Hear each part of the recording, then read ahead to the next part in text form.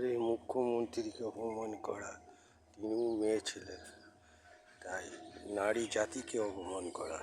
তাই আমি বলতে চাই, নারী জাতি এখনো চুপ করে আছে কেন? তারা এর প্রতিবাদ করুক। এদের এরম কথা বলা তো ঠিক হয়নি। একটা মুখ্যমন্ত্রী হয়, তাকে এই ধরনের কথা বলা তো ঠিক না। তাই আমি বলতে চাই, নারী তোমরা জেগে ওঠো, নাহলে তোমাদের বিপদ অনিবার্য। আমরা তোমার সাথে আছি, তোমরা এগিয়ে চলো, আমরা পিছিয়ে আছি। নারী ছাড়া এর প্রতিবাদ কেউ করতে পারবে না। নারীরাই নারীদের আত্মরক্ষা করতে পারবে। এরাই দলগত হতে হবে, এদেরকে এগিয়ে যেতে হবে,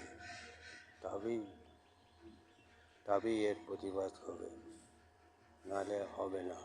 নারীরা তোমরা জেগে ওঠো, নারী শক্তি সাংঘাতিক। এরা দেবী দুর্গা আর মতন জেগে ওঠো তোমরা, হাতে অসুর নিয়ে লড়াইয়ে নেমে পড়ো। আমার এইটাই হলো বক্তব্য।